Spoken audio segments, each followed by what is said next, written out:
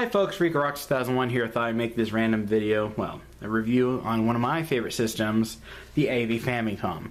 This, in my opinion, is the best Nintendo Entertainment System that you can get out there. This plays all the NES games and Famicom games. This is the way to play your Nintendo Entertainment System games with the best, well, that's the most reliable when it comes to loading games, as well as playing your American and Japanese games. For PAL European ones, I don't know entirely, so you would have to buy and find out. So let's go with an overview of the system. Now, of course, anyone who has ever seen an NES top loader, it looks identical to this, although the top loader has a curve on the top instead of flat. The reason why the AV Famicom is flat on the top is because there's an accessory you can get called the Famicom Disk System, so that way you would be able to fit on here and well, you would stick the slot on the top and then you would have your disk system underneath it. And this is your cartridge slot. It's a 60-pin slot because Famicom games run off of 60 pins. To play NES, US NES games, you would need a 72 to 60 pin adapter. Luckily, I do have one right here. I'll get back to that in a moment. Right here you have your power switch. And right next to it is your reset button. Same style as the top loader. This one does not have a power LED indicator, so basically you won't know if it will actually power on and read the games. You actually have to hook it up to a TV and see if it's actually playing anything, as well as you have to have it on the right settings on your TV. On the front, you've got your two controller ports. The original Famicom with RF only, both controllers are hardwired, and the cord length is not the best. Also, it ran on RF only, so if you want the original Famicom just for the looks of it, let me just say the original Famicom controllers with the gold on them, they look really cool in my opinion. And, well, they look like rounder shaped NES controllers. The edges on the controller are rounder, while on the American NES they're pointy. So on this model you just plug in your controller. What's really nice about the AV Famicom, you can plug in your North American NES controllers in here. You don't have to plug in the AV Famicom Dogbone controller if you don't want to. You could use the original rectangular controller, the NES Advantage, the 4-score, the NES Max. Almost every accessory will work on here. I think the power pad will work. I don't have one, so I can't demonstrate it. Plus, I don't have world-class track meet, so I can't demonstrate that. Although I should mention, the zapper will not work using Player 2 port. You want to know why? This is why. This is the, like I mentioned, the original Famicom had hardwire controllers, and if you wanted to use your accessories on the original Famicom, you had to plug it into the 15-pin port. So if you're going to play a game that requires a zapper, it's going to tether to the information to this port instead of Player 2. So if you want to play zapper games, you will need a Japanese zapper gun. And since I have a flat screen TV, I don't think I'll be getting that kind of zapper gun anytime soon. So unfortunately, what can you expect? But I will tell you the 4-score does work. I've tested it with this before. It works flawlessly. Anyway, now I'm going to go ahead and get on the back side of the console. You got your AV multi-out. What's really nice about this system, it's the same connector as the Super Nintendo, Nintendo 64, Nintendo GameCube. All those systems use the same ports. I'll get onto this port in a moment. This is your DCN port. So if you import this in the States or wherever, do not power it with a Nintendo Entertainment System AC adapter. The voltage is completely different. Because if you do power it with that, you're going to destroy your AV Famicom. Or original Famicom if you have the one with the hardwire controllers. You don't want to power those with an NES AC adapter. Oh, and the same implies with the Super Famicom. You don't want to power it with that either. If you don't get the proper AC adapter, my recommendation is using a Model 1 Sega Genesis AC adapter. Luckily, I do have a official Famicom AC adapter. In fact, here it is. So you can see the information here. It's in Japanese. says AC adapter model number HVC002. I'm going to put it closer to the camera. Or actually, let's zoom in. There we go. It says, I'll read it to you. It says it has an AC of 100 volts. The DC is 10 volts. This is a 50-60 hertz 18 VA, 850 milliamps. This is the AC adapter you want to plug into it. Although I should mention my Famicom AC adapter is modified. I actually took the original cord off of here and replaced it with one from a spare NES AC adapter. As long as you know where the wires go, it works perfectly. Plus, I recommend if you have a Famicom AC adapter, get rid of the cable that's on that and take one from a spare NES AC adapter or some other AC adapter, because the cable on the official Famicom AC adapter is so thin you could literally, well, break something. In fact, on my original one, the cable broke right through here, so I actually had to replace it. So I took one from my official NES, and it actually works perfectly. You just have to wire it correctly. Remember how the wiring goes, and then you're good to go. Of course, you could try fixing the cord itself, but why would you want to do that if the cable is so thin? I recommend replacing it with a thicker cable. That's my recommendation.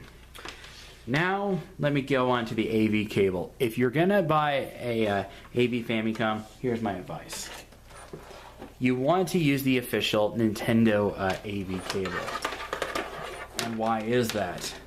Well, I should mention, NES games only run on, well, composite. So, in fact, this is your yellow cable. Now, even though NES games were designed in mono, you will get mono on both sides if you plug both of these in. You basically plug this portion into the back of your system, and then you plug these into your TV. If you have a flat screen TV that has green, red, and blue, this one plugs into your green slot on your TV, just so you know. And then basically you're ready to play NES games. Reason why you want to get the official Nintendo AV cables in this case, you don't want to use a third-party cable like this one, for example. This one's made by a company called Intech. Why do you not want to use a third-party AV cable? Well, sure, it has S-video and a bunch in your other stuff, but look, I mean, it plugs in. Well, the thing is, S-video does not work. It was not designed for NES systems or Famicom systems. In fact, according to World of Nintendo, formerly known as Yoy Bob, he made a video of his teardown of the AV Famicom, and what ended up happening with his system, he had one made by Mad Catz, this is one made by Intech, but same idea. What ended up happening to his AV Famicom, you don't want, well, it's going to destroy two things, either the voltage regulator that basically is connected to the heatsink, or it's going to destroy the capacitor. So you want to be careful when you use AV cables. Use the official Nintendo one. Do not, I repeat, do not use a third-party one. I don't know if the same thing will imply if you were to plug in the official Nintendo S-video cable. I know they do make official Nintendo S-video cables. You can find them on eBay. But my advice to you is don't use third-party cables. Well, third-party AV cables, or else you're going to regret it. So, now I'm going to go ahead and show you what the AV Famicom controller looks like. I don't have an AV Famicom controller. I have a top-loader NES controller, but it's the same design. The only differences between the AV Famicom and the top-loader controller is, well, the cord length. The reason why I prefer the North American Dogbone controller is because this has a 6-foot cable. The official Japanese one only has a 3-foot cable. Somebody needs to donate Mark from Classic Game Room a 6-foot cable Dogbone controller, because Mark doesn't know what the official US Dogbone controller is like. In fact, he said it was bad because of the short cable. He needs the American one. But aside from that, this is what a Dogbone controller looks like. You got your directional pad, your select and start, and your phase buttons B and A. Let me just say, this controller, I really like this controller much more than the official original rectangular controller. It actually feels much nicer in the hands, at least in my opinion. Of course, my friend Phase Doom Guy prefers the original rectangular controller, but there's something about the Dogbone controller that I prefer more. It just feels very nice. It feels like a miniature Super Nintendo controller. But personally, I think this one has a better directional pad. I also have two third-party Dogbone controllers, one made by Retrobit and one made by Tomy. If you want to check out those videos, you can go to my channel and find those videos. Now, of course, to pop in a game, well, I don't have any Famicom games, so this will have to do. Basically, you stick in your adapter like this, and then you stick in your cartridge. I have The Legend of Zelda, for example, but I'm going to probably demonstrate it with Super Mario Brothers on my TV. So let's go ahead and hook up my AV Famicom and get right to the gaming or showing off how the system works.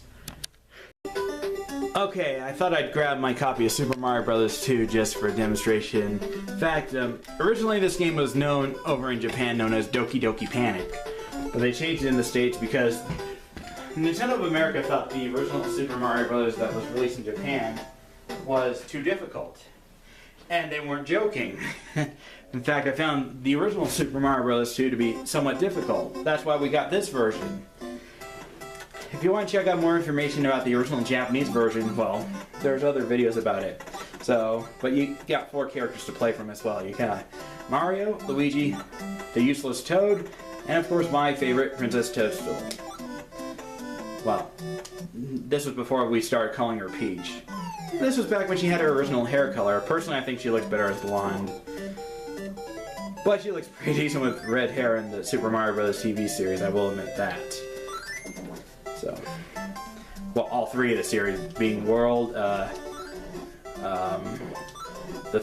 Super Mario Bros. Super Show, and 3. They're all good series. I recommend you check it out, or check them out. All of them out. So, I'm going to go over...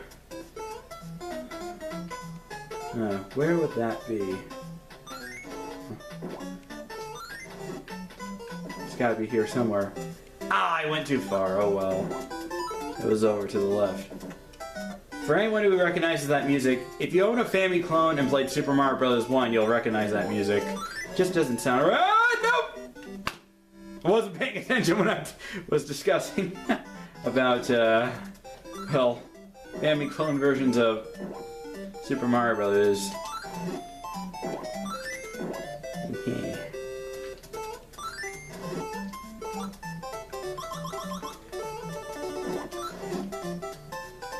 Aha! Got another chance. Aha! He's up there. Boom. Alright. Boom!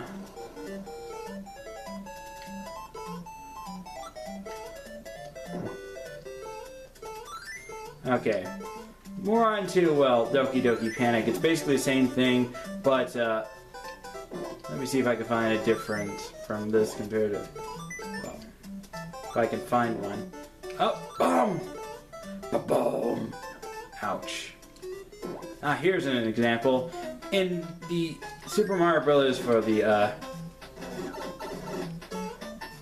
US version known as Super Mario Brothers 2, we had a shell, while in the original Japanese it was a smiley face.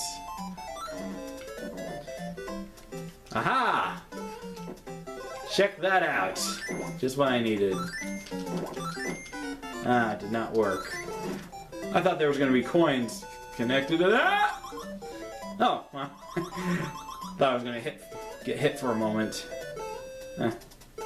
I really like those enemies that hop. They like to help give you a boost in some ways, if you think about it.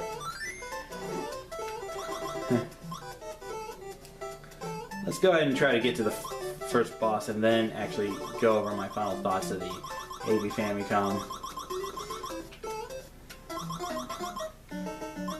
There we go. Time to kick some Birdo behind. In the GBA version, Birdo would say, "This is the end for you!" I know that because I actually played it once. I need to get my hands on a copy of that. I have the, well, and Birdo would have said, "I'll remember this on the GBA version of the game." Like I said, I've played it before, and it's pretty good. In fact, it's actually better than this one, in some ways. Oh, I almost had it! Oh well, on to the final thoughts. Alright, in conclusion, let me just say the AV Famicom is awesome. In fact, if you're a diehard collector, this is the system you want to go for. If you're on a budget, you have options like the top loader, but you're going to want to do an AV mod because top loaders only come with RF. And the picture is not so good. Well, at least on the original top loaders, which you're more likely to find. If you find a revised motherboard, the picture is not so bad. So finding one with a revised motherboard, well, let me just say, go for that one if you really want a top loader.